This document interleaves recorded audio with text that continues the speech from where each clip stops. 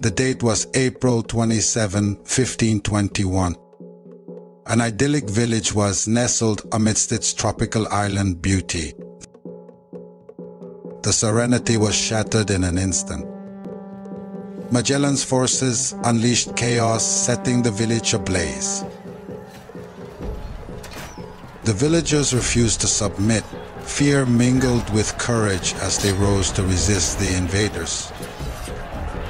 A fierce battle erupted, marking a turning point that foreshadowed centuries of conflict.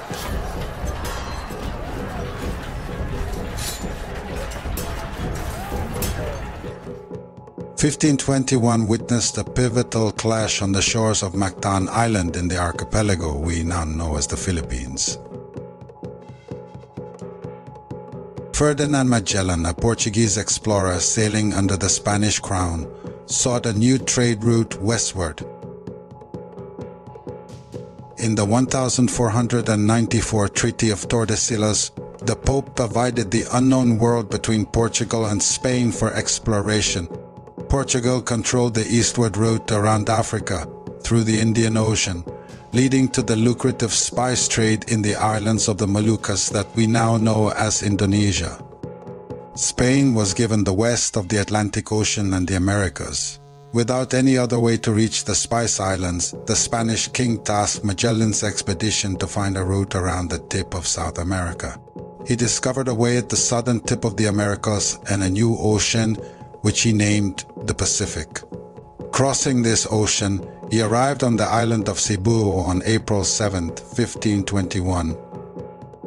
Impressed by the abundance of golden ornaments worn by the natives, Magellan secured an alliance with Cebu's king Raja Humabon. His ambition for wealth overshadowed the Spanish king's mandate to only seek trade and not conquest. Magellan's ships were not warships, but lightly armed caravels meant for trading. Humabon also had his own agenda. He sought Magellan's help to vanquish his enemy, Raja Lapu-Lapu, on the nearby island of Mactan. Magellan demanded Lapu-Lapu submit to Spanish rule and pay tribute. However, the fierce and independent leader refused.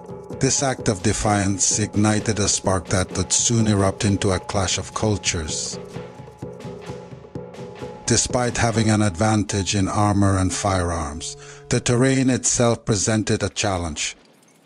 Magellan arrived 3 hours before dawn on April 27, 1521, to be surprised by the shallow reef surrounding Mactan. The 2-kilometer reef prevented his ships from getting close enough to use cannons. Underestimating Lapu-Lapu's warriors, Magellan led only 60 Spanish soldiers against an estimated 400 warriors. He believed that 60 armored men with firearms would be sufficient to win. Magellan even politely refused Raja Humabon's offer to join the fight, instead asking him to merely observe how the Spanish soldiers fought. Historical accounts, particularly that of Magellan's chronicler Antonio Pigafetta, shed light on a pivotal event, the burning of a village. Pigafetta portrayed it as a response to the disobedience by the villagers who rejected both Spanish authority and Magellan's demands.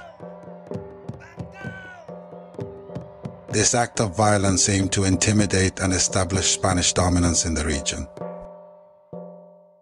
Lapu-Lapu's warriors did not wait for the Spanish to assemble into a mass formation.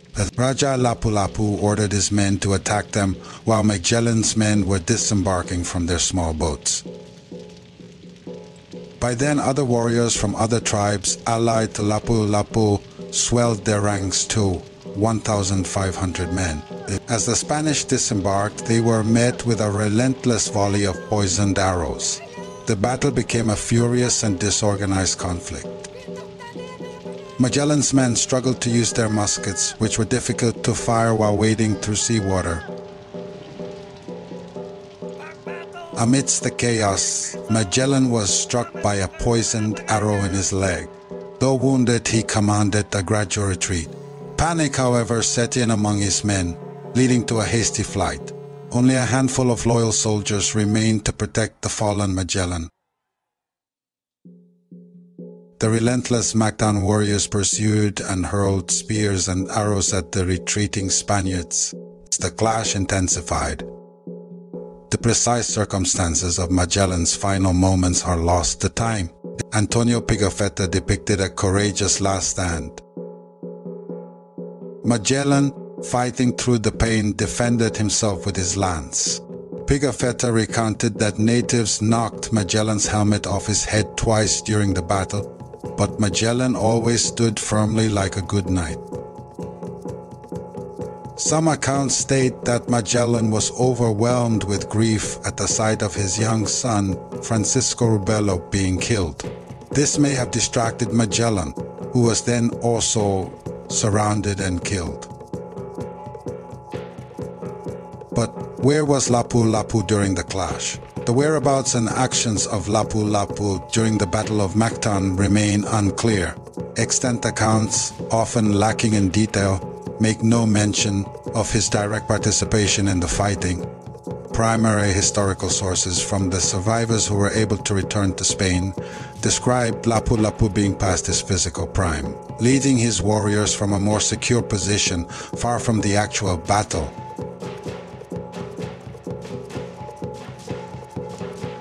For nearly a century, popular portrayals depicted Lapu-Lapu as a youthful, vigorous leader at the forefront of the battle.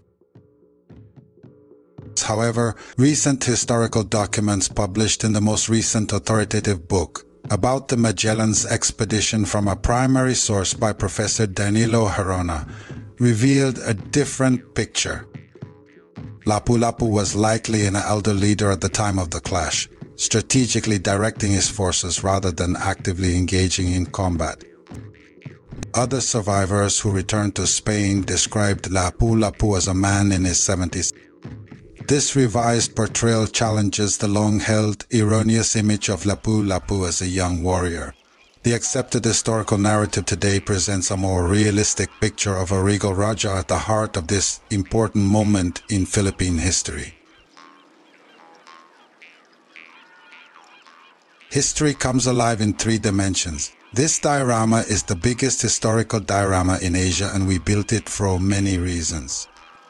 History books can be flat. This diorama will be anything but. It aims to capture the full scope of the battle, the diverse battlefield in Mactan, the numerous players involved, the clash of cultures. It'll be a panoramic experience unlike anything you've seen before. Imagine yourself transported back to 1521. A diorama lets you explore the scene from all angles, just like you were there. You'll get a deeper understanding of the strategies, the terrain, and the fierce determination of both sides. Remember that time you were mesmerized by a historical diorama? This one aspires to do the same. By bringing the battle to life in a visual and interactive way, it can spark curiosity and ignite a passion for history for audiences of all ages. What is most amazing? This diorama was built during the COVID pandemic of 2020 and 2021. This amazing collection of talented architects, designers, artists and planners could not have been possible otherwise.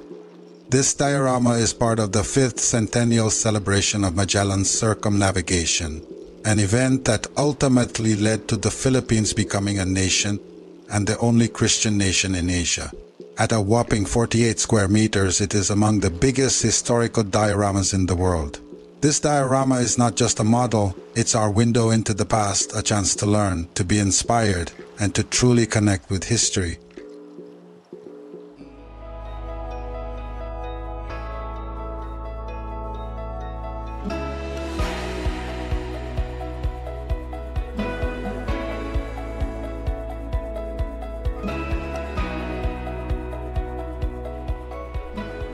My task in this project is to do the initial conceptualization of the diorama. What scale are we going to use? How big? Up to what extent should we build the entire diorama? How big are the figures, what materials should we use, who will do the each task, who should we hire, what materials should we need, what equipment should we need. So actually it's more of the programming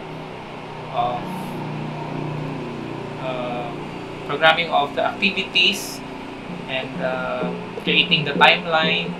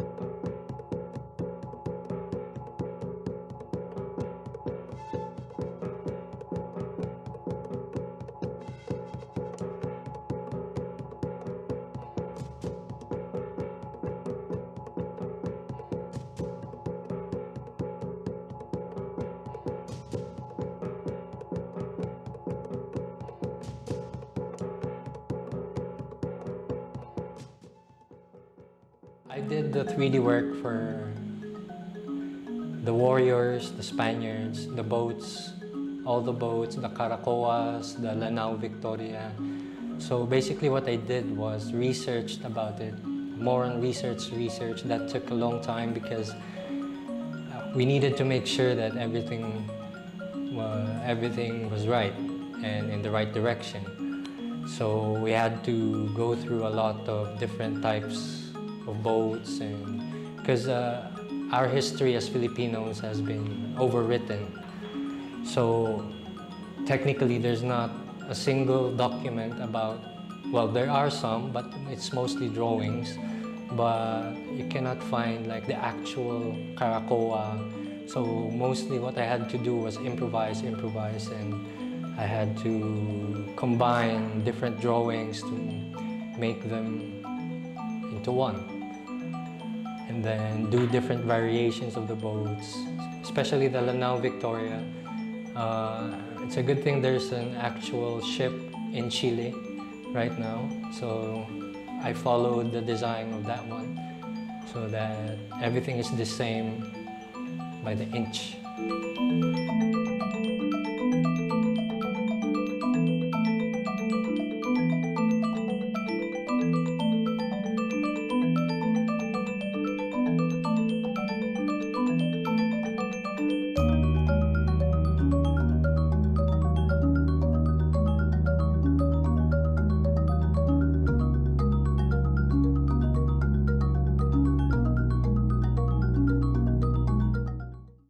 So for this diorama, after the 3D design process, I prepared the designs and passed them along a process called slicing, which basically makes the designs that the 3D designers do and makes it possible for them to be 3D printed.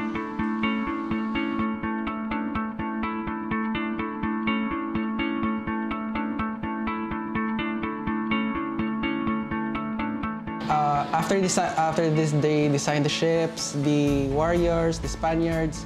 I sliced them, then I decide whether to print them in the highest quality, which we have, or in the lower resolution for bigger prints.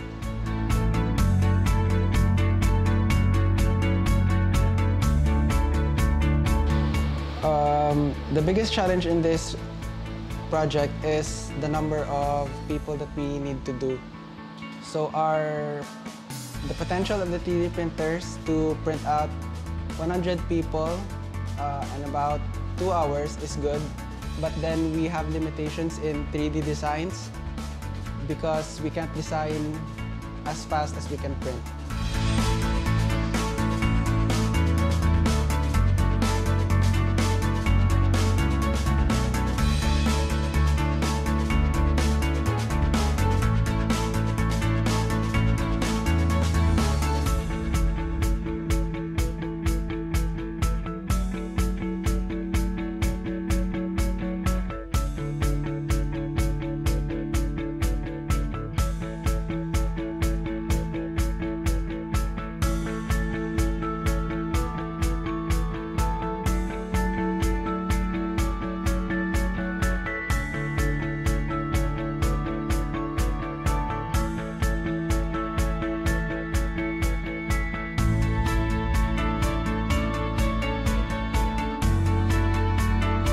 Visayans are known as the Pintados by the Spanish for their intricate tattoos from their legs up to their faces.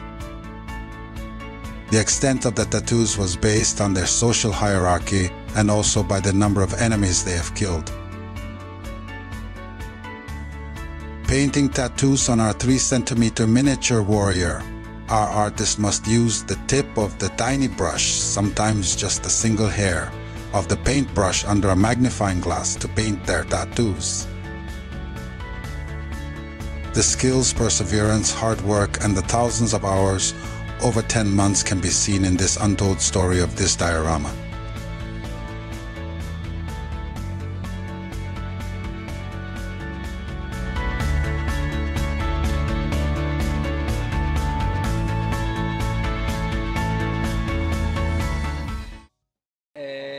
Soy artista, pinto miniaturas y también soy el director de aquí estos magníficos chicos que están haciendo un muy buen trabajo y sin los cuales no podríamos estar completando todo esto que estamos completando. Sin duda es un orgullo para mí. Todo este tema, aparte de ser historia de Filipinas, también es historia de España. El tema de la circunnavegación es algo que se enseña mucho en las escuelas, pero es cierto que no se hace mucho hincapié en el tema filipino en sí. No se enseña mucho cómo murió Magallanes a manos de los filipinos intentando conquistar estas islas. Por lo tanto, poder expresar mediante arte un hecho tan remarcable para mí es un orgullo. No demasiado, simplemente invitar a todo el mundo, filipinos, españoles, extranjeros, gente de cualquier país, que vengan aquí a Miagao, que empiecen a conocer su propia historia, porque esto es algo que no se enseña en las escuelas. En las escuelas, que la Pulapu fue quien mató a Magallanes, cuando realmente no fue así. Y creo que es una oportunidad que no se van a tener en muchas ocasiones. Merece la pena, sin duda, y siempre es bueno pasar un buen rato en familia y con amigos y por qué no aprender algo mientras tanto.